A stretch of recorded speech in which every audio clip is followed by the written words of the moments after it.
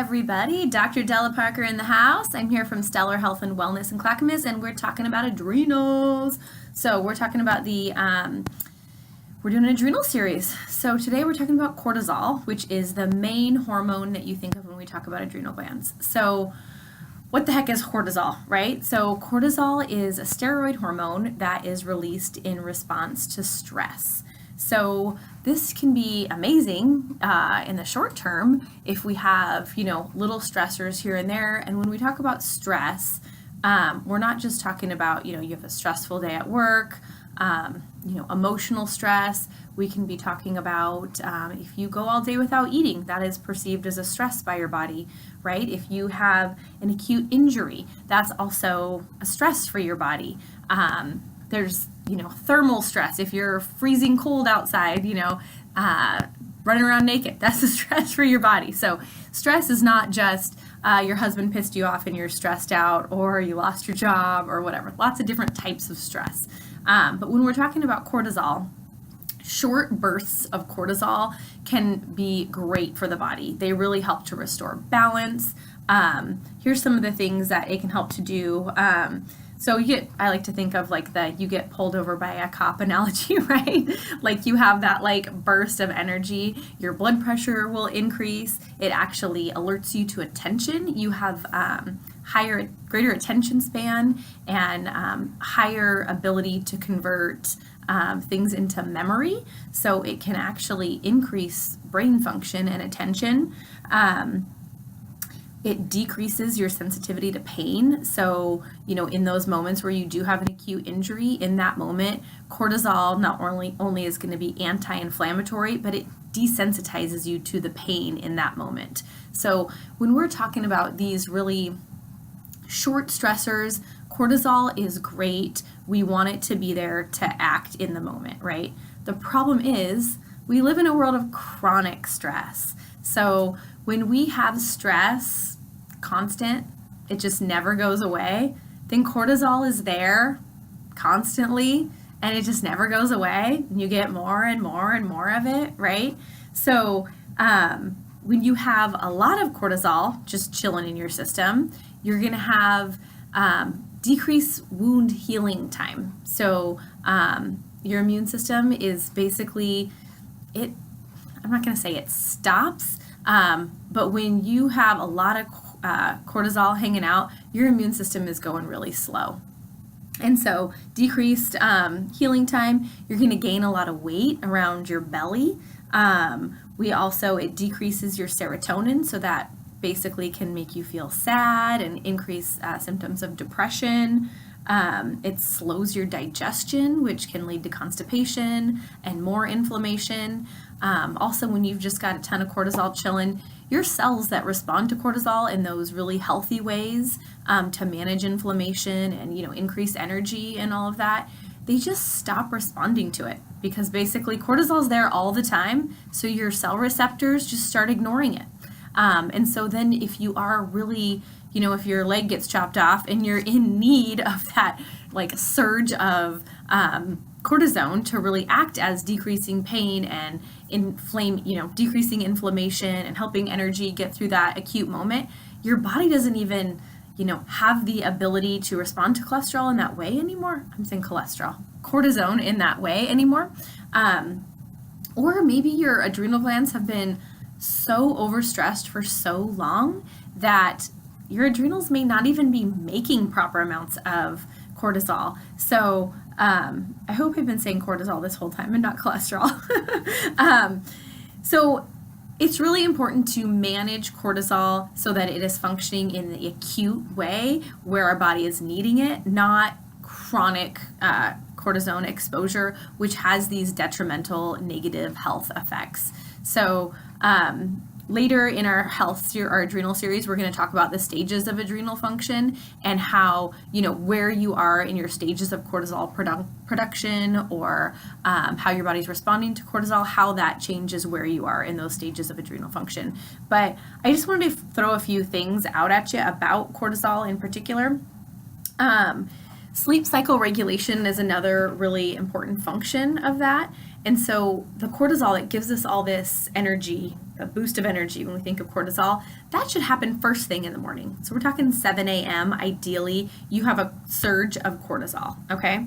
So that's a great time to have your coffee. You're already surging cortisol, okay? So over the course of the day, it should basically, come down so it's lowest at night, obviously so you can sleep, right? We don't want to have surges of cortisol when we're trying to sleep. In fact, a lot of people who are on shift work or there's, we'll talk about some other reasons why this cycle gets messed up. Their cortisol isn't, cascading down so that they can sleep at night. Maybe it's, kind of going up and down, and it's maybe even spiking at night. So they're waking up all night long or having restless sleep, and so they're not sleeping. But managing that cycle of cortisol, super important for energy in the morning and proper sleep and rest in the evening. So there's a lot of different herbs and supplements that we can give somebody to help increase, shunt that cholesterol to the morning time and actually sop it up and kind of help to cycle it back to the morning so that you're getting the best of both worlds. So it's high in the morning and lower at night. But ideally, just a couple tips is, coffee in the morning. If you're doing coffee in the evening time, you're basically kicking your adrenals to produce a little bit more cortisol for energy. So stop drinking caffeine after like noon, because that is just increasing your cortisol when it should be on the way down for that cascade. Okay, so that's really important. Another thing is blood sugar. So at night, we go through a little bit of a period of a fast, right? And so if we're healthy, we've got really healthy adrenal glands, that ain't no big deal. Our bodies can manage, fasting for long periods of time, 12 hours or more, or whatever. A lot of people are doing this intermittent fasting and they do great on it because their adrenal glands are healthy and they're able to send signals to, manage blood sugar in the absence of food. But what happens if your adrenals are just really not in a good place is cortisol just gets thrown out all crazy like, and if you sometimes don't even have a snack before bed, say you eat dinner at 5 o'clock and then you go to bed at 10 and you're trying to sleep all morning till 6 in the morning, you're asking your body's internal, blood sugar management system to stabilize blood sugar that whole time in the absence of food. But if your adrenals are jacked, it's going to be splurting out cortisol to break down sugars from your liver and all these other things. And cortisol, remember, is going to be stimulating and wake you up. So I always ask people when they say they're having a hard time sleeping, are you having a hard time falling asleep or staying asleep? Because if you can't fall asleep, it's probably because you just have high cortisol at night is one reason. That cycle that we talked about, that it's just shifted. And so we got to work on just lowering nighttime cortisol. If you're falling asleep just fine, but then you find yourself waking up all night long, a lot of times that's a blood sugar issue. So your body can't stabilize blood sugar in the absence of food while you're sleeping, and so cortisol is getting spit out all through the night to send those signals to manage your blood sugar. So that's a case for just eating some protein before bed, or put a little stack of beef jerky on your nightstand to help manage your blood sugar so that cortisol doesn't have to be released to do that job. What else did we want to talk about? I want to talk about cortisone injections. So a lot of people get an inflamed joint, and their doctor recommends cortisone injections. And I just want to remind you that cortisone actually breaks down tissues in this pathway. So if you ask your doctor, like, oh, why can I get these things every month? They feel so great. They're actually only allowed to do 2 injections in one area because it will destroy your joint. So it is this really potent anti-inflammatory effect by adding external, cortisone to your body through these injections. But it degrades and destroys the tissues in its pathway, so it leaves you worse off in the end. So if we can increase your adrenal gland's ability to produce this hormone to manage inflammation internally, then you're going to have much more success long-term maintaining the integrity of your joints. So just think about that. The other thing is prednisone. Inflammatory conditions require prednisone a lot of the time. And that is another way of just adding in exogenous cortisol basically to your system to manage inflammation. So anytime somebody is in need of an injection or that medication, I always know that they need adrenal support, because if you are healthy, your adrenal glands would be producing this anti-inflammatory hormone internally, and you wouldn't need these external uses of this medication. So remember, prednisone is basically adding, cortisol to your body, okay? And so if you have that in high concentrations, your adrenal glands will kind of stop production because they're like, you got a lot of that floating around in your bloodstream, so I don't got to make any more. So the biggest mistake I see medical providers recommend is not to recommend a slow enough taper off of prednisone back to restore your normal adrenal function. Because what we see happen is you take a dose of prednisone for a week, and you take the same dose, and then you just stop.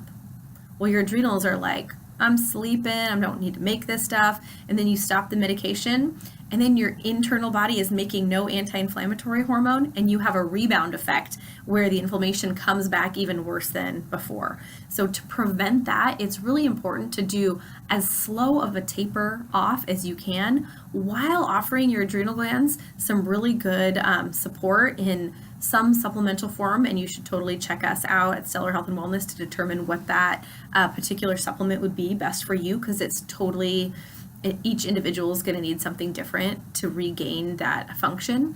But if we can support adrenal function while you're tapering off the prednisone, we can rebuild that function just to take it over, and then it's smooth sailing. But if we see somebody just cut off prednisone, and I hear a lot of medical doctors say like, oh, you're only on it for a week, you don't need to taper. Bullshit. I'm calling bullshit on that. I see all the time people are left with just no energy and they're feeling worse than before. So like I said, we're meant to have short bursts of cortisone release in our body to maintain stressors, but we want to help support our adrenal gland function so that it can do that. We want to limit the stressors that we have impacting our system, and then we want to support our adrenal glands so that they have the ability to manage those stressors, right? Because long-term stress is going to break down adrenal function over time, which is going to decrease our ability to manage inflammation. And we know that inflammation causes chronic disease, right?